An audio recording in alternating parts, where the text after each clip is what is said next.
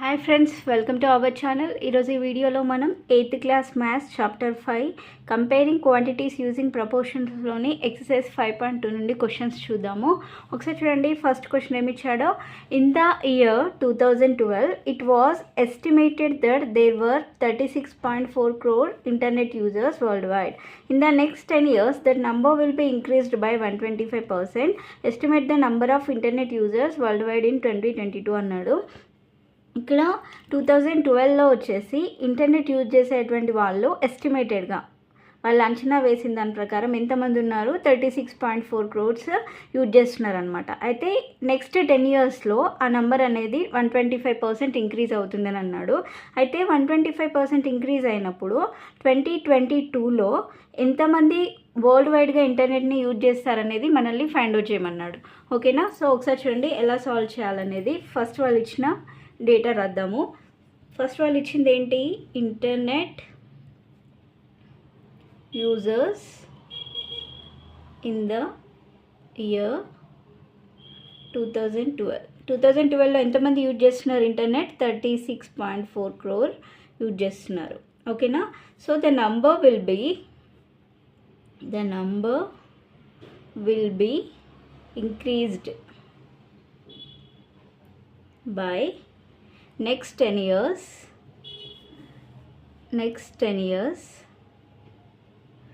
ఎంత ఇంక్రీజ్ అవుతుందన్నా, నెక్స్ట్ 10 yearsలో 125% ఇంక్రీజ్ అవుతుందన్నాడు. So therefore the number of internet users in the year 2022 ఎలా కనుక్కోవచ్చు, 2022లో ఎంతమంది యూజ్ చేస్తున్నారు అనేది ఎట్లా ఫైండ్ అవుట్ చేయొచ్చు. మనం 2012లో ఎంతమంది యూజ్ చేస్తున్నారో ఆ నెంబర్ రాసి ప్లస్ నెక్స్ట్ 10 yearsలో ఎంత ఇంక్రీజ్ అవుతుందన్నాడు, 125% ఇంక్రీజ్ అవుతుందన్నాడు. అంటే దేంతో ఇంక్రీజ్ అవుతుంది, ఈ 2012లో ఎందరైతే యూజ్ చేస్తున్నారో దాంట్లో 125% ఇంక్రీజ్ అవుతుందన్నాడు. అంటే అప్పుడు ఈ రెండింటిని యాడ్ చేస్తే మనం టోటల్ ఎంతమంది ఇంటర్నెట్ యూజ్ చేస్తారనేది ఫైండ్ అవుట్ చేయొచ్చు. అంటే ఇప్పుడు ఏమని రాయాలి, ఫస్ట్ 36.4 ప్లస్ 125% ఆఫ్ 36.4 అంతే కదా. ఓకేనా? సో 36.4 ప్లస్ 125% ఆఫ్ 36.4 అంటే ఇప్పుడు దీన్ని ఎలా సాల్వ్ చేయాలి, 36.4 ప్లస్ 125% అంటే ఏంటి, పర్సెంట్ అంటే బై 100 అనే కదా. So 125/100 into 36.4. ఓకేనా?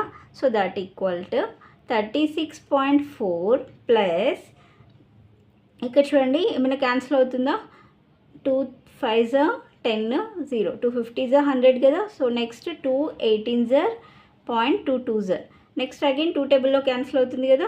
సో 2 25s, నెక్స్ట్ 2 9s 0.1, 9.1/25 ఉంది. నెక్స్ట్ ఇక్కడ 5 5s 25, నెక్స్ట్ 5 2s 10, 10 ఇంకా 2 ఉంటుంది, 2 5 అంటే 25, 5 5s 25, నెక్స్ట్ 5 1s 5 5s. ఓకేనా? సో ఇప్పుడు next 36.4 into 5,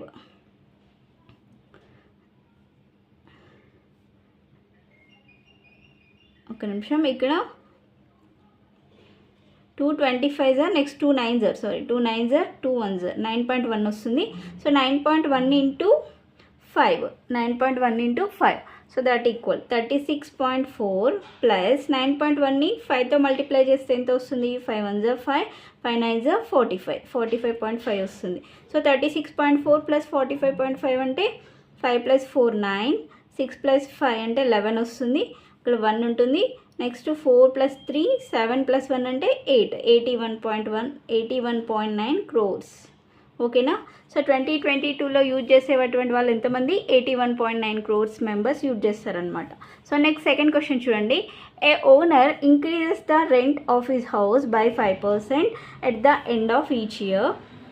if currently its rent is 2500 per month, how much will be the next rent after 2 years అన్నాడు.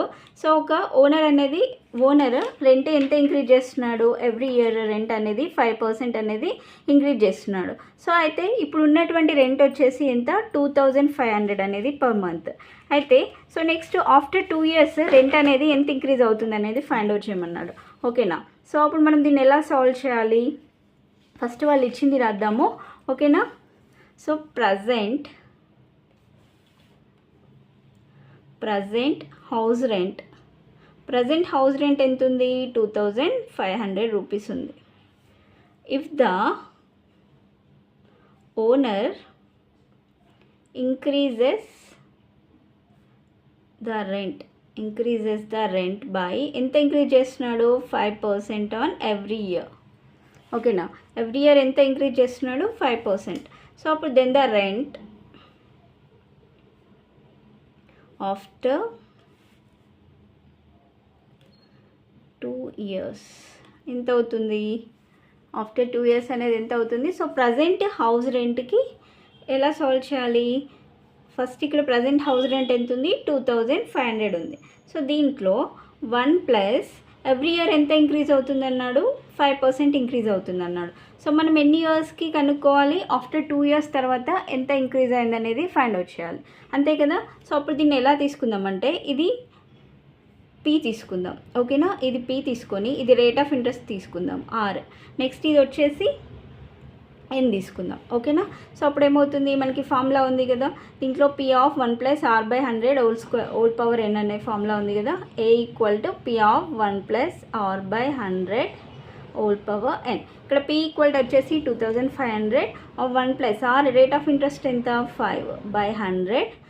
ఎన్ value వచ్చేసి ఎంత? 2 years. ఓకేనా, సో నెక్స్ట్ 2500 ఆఫ్ 1 + 5/100 అంటే 5 1s 5 20s అంటే 1/20 వస్తుంది whole square. So that equal 2500 of LCM చేద్దాం. ఇక్కడ 1 + 1/20 అంటే 20 × 1 అంటే 20 + 1/20 whole square. So that equal 2500 of 21/20 whole square. So 21/20 whole square అంటే 21/20ని 2 times రాయాలి, అంతే కదా. సో 21/20. నెక్స్ట్ ఇక్కడ చూడండి, ఇక్కడ ఒక 0 ఉంది, ఈ 0 క్యాన్సిల్ చేయొచ్చు, ఈ 0 క్యాన్సిల్ చేయొచ్చు.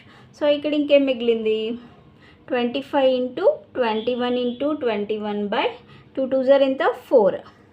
ఓకేనా, సో ఇప్పుడు ఈ మొత్తాన్ని సాల్వ్ చేస్తే మనకు వచ్చేది ఎంత వస్తుందంటే 2756.25 పైసే వస్తుంది. ఓకేనా, సో ఆన్సర్ వచ్చేసి ఎంత? 2756.25. అంటే 5% ఇంక్రీజ్ అవుతుంది అంటే ఎంత వస్తుంది మనకి? ఎవ్రీ మంత్ కట్టాల్సింది నెక్స్ట్ 10 years 2 years తర్వాత 2756.25 అనమాట. ఓకేనా, సో నెక్స్ట్ దీంట్లో థర్డ్ క్వశ్చన్ చూడండి.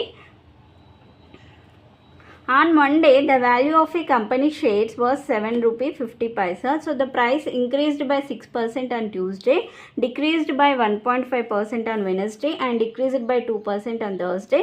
So find the value of each share when trade opened on Friday అన్నాడు. ఒక కంపెనీ షేర్స్ అనేవి ఎలా ఉన్నాయంటే, ఫస్ట్ మండే రోజు వచ్చేసి 750 రూపీస్ ఉన్నాయి, 7.50 అంటే 7 రూపీస్ 50 పైసే.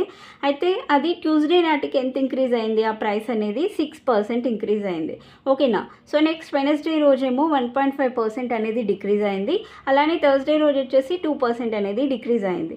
ఓకేనా, సో అయితే మరి ఫ్రైడే రోజు ఎంత అనేది ఉంటుందనేది మనల్ని ఫైండ్ అవుట్ చేయమన్నాడు. సో ఒకసారి చూడండి ఎలా సాల్వ్ చేయాలనేది. The value of the share when open on Friday. ఎలా కనుక్కుంటామంటే ఫస్ట్ మండే రోజు ఉన్నటువంటిది ఎంత? దాని యొక్క షేర్ మండే రోజు ఉన్నటువంటిది ఎంత? 7 రూపీస్ 50 పైసే కదా, అంటే 7.5 అని రాయొచ్చు కదా దీన్ని. So into, so next 1 plus increase అయింది అన్నాం.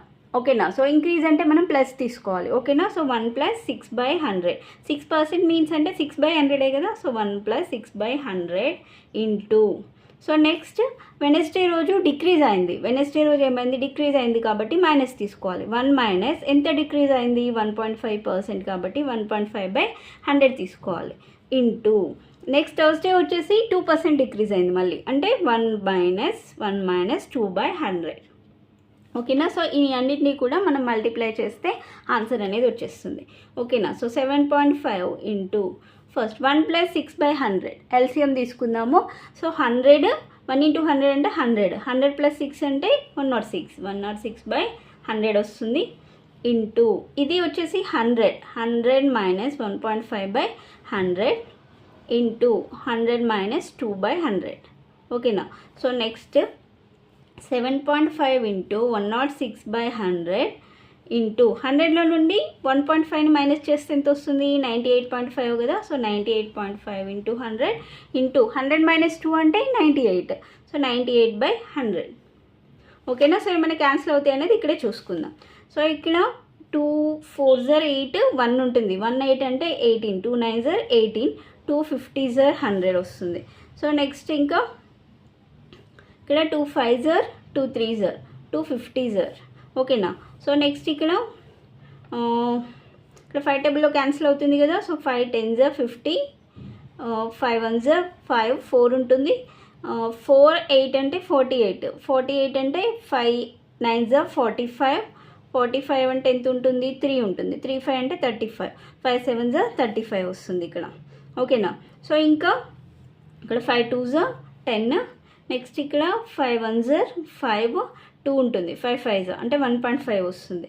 ఓకేనా. సో ఈ మొత్తాన్ని ఇప్పుడు మనం మల్టిప్లై చేస్తే ఎంత వస్తుందో ఒకసారి చూడండి. 1.5 ఇంటూ 53 ఇంటూ 19.7 ఇంటూ 49/52 జర్ ఎంత? 100. 100 ఇంటూ 100 ఉంది కదా. ఓకే. So 100 into 100. సో ఈ మొత్తాన్ని చేస్తే మనకు వచ్చేది ఎంత వస్తుందంటే 7 రూపీస్ 674 పైసే వస్తుంది. ఓకేనా. 7 రూపీస్ 674 పైసే. సో ఇది ఆన్సర్ అనమాట. ఓకేనా. సో నెక్స్ట్ 5th వన్ చూడండి. దీంట్లో the printed price of a book is 150 rupees and discount is 15%. So find the actual amount to be paid అన్నాడు. ఇక్కడ ఒక బుక్ యొక్క ప్రైస్ వచ్చేసి ఎంత? 150 రూపీస్. ఓకేనా. సో దాని ప్రైస్ వచ్చేసి 150 రూపీస్. అలానే వాళ్ళు ఇచ్చినటువంటి డిస్కౌంట్ ఎంత ఇచ్చారు? యాక్చువల్ ప్రైస్ వచ్చి యాక్చువల్ కాదు, ప్రింటెడ్ ప్రైస్ వచ్చేసి బుక్ పైన మనకి ప్రైస్ ఉంటుంది కదా. ఒక బుక్ పైన ప్రింట్ చేసి ఉన్నటువంటి ప్రైస్ ఉంటుంది కదా. అదంతా 150 రూపీస్. సో వాళ్ళు డిస్కౌంట్ ఇస్తున్నారు అనమాట. ఆ బుక్ పైన ఎంత ఇస్తున్నారు? 15% డిస్కౌంట్ ఇస్తున్నారు. సో అంటే 15% డిస్కౌంట్ పోగా వాళ్ళకి మనం ఎంత పే చేయాలనేది మనల్ని ఫైండ్ అవుట్ చేయమన్నాడు. ఓకేనా. సో ఒకసారి చూడండి ఎలా సాల్వ్ చేయాలనేది. ఫస్ట్ వాళ్ళు ఇచ్చినటువంటి డేటా రాద్దాము. The printed price of a book ఎంత? 150 రూపీస్. సో డిస్కౌంట్ ఎంత ఇచ్చారు? డిస్కౌంట్ ఈక్వల్ టు 15% ఇచ్చారు. ఓకేనా. సో డిస్కౌంట్ అనేది 15%. అంటే మనం నార్మల్గా డిస్కౌంట్ అనేది దేనిపైన తీసుకుంటాం? డిస్కౌంట్ అనేది ప్రింటెడ్ ప్రైస్ మీదనే తీసుకుంటాం కదా, మార్కెట్ ప్రైస్ మీదనే తీసుకుంటాం. అంటే 15% ఆఫ్ ప్రింటెడ్ ప్రైస్ ఎంత ఉంది ఇక్కడ? 150 రూపీస్ కదా. అంటే 15% ఆఫ్ 150 రూపీస్. ఓకేనా. సో ఇప్పుడు 15% ఆఫ్ 150 రూపీస్ అంటే దీన్ని ఎలా సాల్వ్ చేస్తాం? 15% అంటే 15/100. ఆఫ్ అంటే ఇంటూ కదా, ఇంటూ 150. ఓకేనా. సో ఇప్పుడు చూడండి ఇక్కడ ఏమైనా క్యాన్సిల్ అవుతుందా? 5 2 జా 10 0. 5 3 జా 15 0. ఓకే. సో 10 2 జా 20. 10 3 జా 30. ఓకేనా. 15 3 జా 45/2 వచ్చింది. 45/2 అంటే 2 2 జా 4. 2 2 జా 4. 2 5 జా 10. 22.5 అనేది డిస్కౌంట్ వచ్చింది. ఓకేనా. సో డిస్కౌంట్ అనేది 22.5 రూపీస్ వచ్చింది. అంటే ఇప్పుడు మనం ఎంత అమౌంట్ అనేది పే చేయాలంటే ఎలా కనుక్కుంటాం? ఆ ప్రింటెడ్ ప్రైస్లో నుండి ఈ డిస్కౌంట్ని మైనస్ చేస్తే యాక్చువల్గా మనం ఎంత పే చేయాలనేది వస్తుంది. ఓకేనా. So the CP of a book equal to 150 minus 22.5. ఓకేనా. 150 minus 22.5. సో 150లో నుంచి 22.5 మైనస్ చేస్తే ఎంత వస్తుంది? 127.50 పైసే వస్తుంది. ఓకేనా. 120 రూపీస్ 50 పైసే వస్తుంది.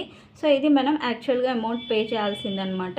ఓకేనా. సో దీంతో 5th క్వశ్చన్ వరకు కంప్లీట్ అయిపోయింది. సో రిమైనింగ్ సమ్స్ అనేవి నెక్స్ట్ వీడియోలో ఎక్స్ప్లెయిన్ చేస్తాను. ఈ వీడియో కనుక మీకు నచ్చినట్లయితే ప్లీజ్ లైక్ చేయండి, షేర్ చేయండి, సబ్స్క్రైబ్ చేసుకోండి. Thanks for watching.